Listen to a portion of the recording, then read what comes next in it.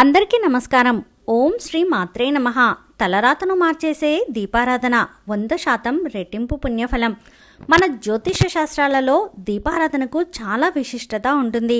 ఎవరైతే ప్రతినిత్యం దీపారాధన చేస్తారో అలాంటి ఇళ్లలో లక్ష్మీదేవి తాండవిస్తుంది. ప్రతి ఒక్కరూ ఇంట్లో దీపారాధన చేస్తూ ఉంటారు.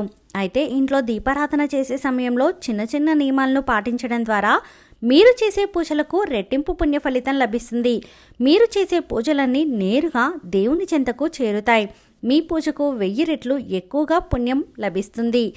లక్ష్మీదేవి అనుగ్రహంతో మీ ఇల్లంతా కనకవర్షంతో నిండిపోతుంది. కాబట్టి ఇంట్లో దీపారాధన చేసే సమయంలో ఎలాంటి నియమాలను పాటించాలో ఇప్పుడు వివరంగా తెలుసుకుందాం. తెల్లవారుజామున 4 గంటల నుండి 6 గంటల మధ్యలో దీపారాధన చేస్తే మీ పూజకు రెట్టింపు పుణ్య ఫలితం లభిస్తుంది. బ్రహ్మ ముహూర్తంలో పూజలు చేయలేని వారు ఉదయం 10 గంటలలోపే దీపారాధన పూర్తి చేసుకోవాలి. ఉదయం 10 దాటిన తర్వాత ఎట్టి పరిస్థితుల్లోనూ పూజా కార్యక్రమాలు నిర్వహించకూడదు. ఎందుకంటే ఈ సమయంలో చేసే పూజలకు పుణ్య ఫలితం లభించదు. ఇక ఉదయం దీపారాధన చేయలేని వారు సాయంత్రం సమయంలో దీపారాధన చేస్తే విశేషమైన పుణ్య ఫలితం లభిస్తుంది. ఉదయం చేసే పూజల కన్నా సాయంత్రం చేసే పూజలకే 1,000,000 రెట్ల పుణ్యఫలం లభిస్తుంది. ఎందుకంటే ప్రతిరోజు సాయంత్రం సమయంలో శివపార్వతులు భూమిపైన సంచరిస్తూ ఉంటారట. కాబట్టి సాయంత్రం చేసే పూజలకు శివానుగ్రహం ఖచ్చితంగా లభిస్తుంది. ఇక పూజ చేసే ఆడవారు ఖచ్చితంగా తలస్నానం చేయాలి. అయితే తలస్నానం చేయలేని ఆడవారు పాపిట్లో కుంకుమ బొట్టు పెట్టుకొని ఇంట్లో దీపారాధన చేసుకోవచ్చు. ఇంట్లో దీపారాధన చేసే రోజున ఇల్లంతా శుభ్రం చేసుకోవాలి. నీటిలో కొంచెం రాళ్ళ ఉప్పును వేసి ఇంటిని శుభ్రం చేసుకుంటే మీ ఇంటికున్న దరిద్రాలన్నీ తొలగిపోతాయి. ఇల్లంతా శుభ్రం చేయలేని వారు ఇంట్లో పసుపు నీళ్లు చిలకరించి దీపారాధన చేసుకోవచ్చు. పూజ చేసే ఆడవారు తప్పనిసరిగా చీరను ధరించాలి. ఎట్టి పరిస్థితుల్లోనూ నైటీలు వేసుకుని పూజలు చేయకూడదు. వివాహమైన ఆడవారు కాళ్లకు పసుపు రాసుకుని కుంకుమ బొట్టు పెట్టుకుని నిండు ముత్తైదులా తయారయ్యి ఇంట్లో దీపారాధన చేసుకోవాలి. అప్పుడు మాత్రమే మీరు చేసే పూజలకు దేవుని ఆశీర్వాదం లభిస్తుంది. శనివారం రోజున మాత్రమే పూజ గదిని శుభ్రం చేసుకుని దేవుని పటాలకు కుంకుమ బొట్లు పెట్టుకోవాలి. మిగతా ఏ రోజుల్లోనూ పూజ గదిని శుభ్రం చేయకూడదు. ప్రతి ఒక్కరి పూజ గదిలో తప్పనిసరిగా అక్షింతలను పెట్టుకోవాలి. పూజ గదిలో ఉండే అక్షింతలకు ఎన్నో దైవశక్తులు ఉంటాయి. ఇంట్లో పూజ ప్రారంభించే ముందు పూజ గదిలో ఒక చిన్న ముగ్గు వేయాలి. పూజ గదిలో ముగ్గు వేయకపోతే మీరు చేసే పూజలకు ఫలితం లభించదు. ఇక పూజలో వాడే దీపం ప్రమిదలు చాలా పవిత్రంగా ఉండాలి. దీపం కుందులు నల్లగా లేకుండా చూసుకోవాలి. ఇత్తడి కుందుల్లో దీపారాధన చేయాలి. పొరపాటున కూడా స్టీల్ కుందుల్లో దీపారాధన చేయకూడదు. ఇక వ్రతాలు చేసే సమయంలో వెండి కుందుల్లో దీపారాధన చేస్తే మీ వ్రతానికి సంపూర్ణ పుణ్య ఫలితం లభిస్తుంది. పూజ గదిలో పొరపాటున కూడా న్యూస్ పేపర్లను వేయకూడదు. ఏదైనా ఒక తెల్లటి వస్త్రాన్ని కానీ పట్టు వస్త్రాన్ని కానీ పూజ గదిలో వేసుకోవాలి. ఇక పూజలో దీపం వెలిగించే ముందు దీపం కింద ఒక చిన్న ప్లేట్ను ఏర్పాటు చేసుకోవాలి. విశేషంగా తమలపాకు పైన దీపం వెలిగిస్తే అపార ధనలాభాలు కలుగుతాయి. దీపం పరబ్రహ్మ స్వరూపం అంటారు. దీపం వెలుగులోనే లక్ష్మీదేవి కొలువై ఉంటుంది. కాబట్టి పూజలో దీపాన్ని వెలిగించే ముందు దీపం ప్రమిదకు కుంకుమ బొట్లు పెట్టి దీపాన్ని వెలిగించాలి.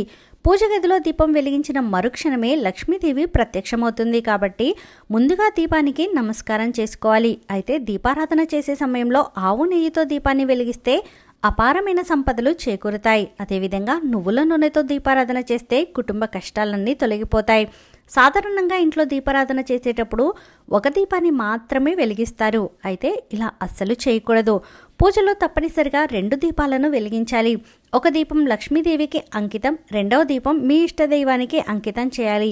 పూజ గదిలో 2 దీపాలు వెలిగిస్తే మీ ఇంట్లో డబ్బు కష్టాలు ఏర్పడకుండా మీ ఇల్లంతా అష్టైశ్వర్యాలతో నిండిపోతుంది. ఇంట్లో దీపారాధన చేసేటప్పుడు తూర్పు ముఖంగా దీపాన్ని వెలిగిస్తే మీ ఇంటికున్న కష్టాలన్నీ తొలగిపోతాయి. ఇంట్లో సమస్యలు లేకుండా ఉంటాయి. అదేవిధంగా పడమర ముఖంగా దీపాన్ని వెలిగిస్తే అప్పుల సమస్యలన్నీ తీరిపోతాయి. ఉత్తరముఖంగా దీపాన్ని వెలిగిస్తే మీ ఇంటికి డబ్బు రావడం ప్రారంభమవుతుంది. కానీ ఎట్టి పరిస్థితుల్లోనూ దక్షిణముఖంగా దీపాన్ని వెలిగించకూడదు. దక్షిణముఖంగా దీపాన్ని వెలిగిస్తే మీ కుటుంబానికి కష్టాలు ప్రారంభమవుతాయి. ఇంటి సంపద మొత్తం నశించిపోతుంది. ఇక దీపారాధన చేసే ఆడవారు ఎర్రటి వస్త్రాలను కానీ పసుపు రంగు వస్త్రాలను కానీ ధరించాలి.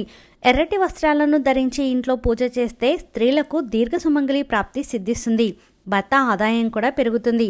అదేవిధంగా పసుపు రంగు వస్త్రాలను ధరించి పూజ చేస్తే డబ్బు సమస్యలన్నీ వెంటనే పరిష్కారమవుతాయి. ఇక పూజలో ఉపయోగించే పుష్పాలు చాలా పవిత్రంగా ఉండాలి. పక్కింటి వారి పూలతో ఇంట్లో దీపారాధన చేయకూడదు. వేరే వాళ్ళ పుష్పాలతో ఇంట్లో పూజ చేస్తే మీరు చేసే పూజలో సగం పుణ్య ఫలితం పక్కింటి వారికే వెళ్ళిపోతుంది. అలాగే వాసన చూసిన పుష్పాలతో దేవుడిని పూజించకూడదు. రెక్కలు తెగిన పూలను కూడా పూజలో ఉపయోగించకూడదు. ఎవరైతే ఐశ్వర్యవంతులు కావాలని కోరుకుంటారో అలాంటి వారు ఎర్రని గులాబీ పూలతో పూజ చేస్తే విపరీతమైన ధనయోగం కలుగుతుంది. డబ్బు పరంగా మీ ఇంటికి బాగా కలిసి వస్తుంది. అదేవిధంగా అనారోగ్య సమస్యలతో బాధపడేవారు మల్లెపూలతో దేవుడిని పూజిస్తే మంచి ఆరోగ్యం లభిస్తుంది. ఇక వివాహం కాని వారు సన్నజాజి పూలతో దేవుడిని పూజిస్తే వివాహ గడియలు దగ్గర పడతాయి, మంచి సంబంధం కుదురుతుంది. మందార పూలతో దేవుడిని పూజిస్తే అప్పుల సమస్యలు తీరిపోతాయి.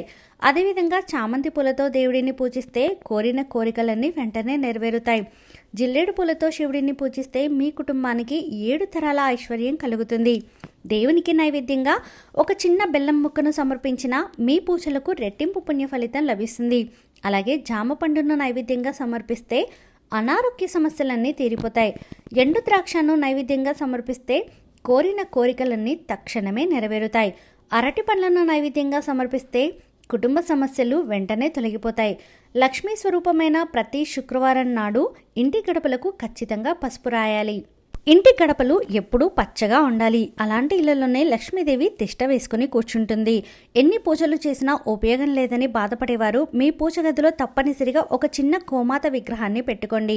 పూజ గదిలో గోమాత విగ్రహం ఉంటే మీ ఇంట్లోకి ముక్కోటి దేవతలు అడుగు పెడతారు. ఇక మీ ఇల్లు అంతా కూడా కనకవర్షంతో నిండిపోతుంది.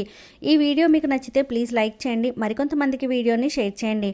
ఫస్ట్ టైం ఛానల్ని చూసిన వారు సబ్స్క్రైబ్ చేసుకుని పక్కనే ఉన్నటువంటి బెల్ ఐకాన్ని క్లిక్ చేయండి. సర్వే జనా సుఖినో భవంతు.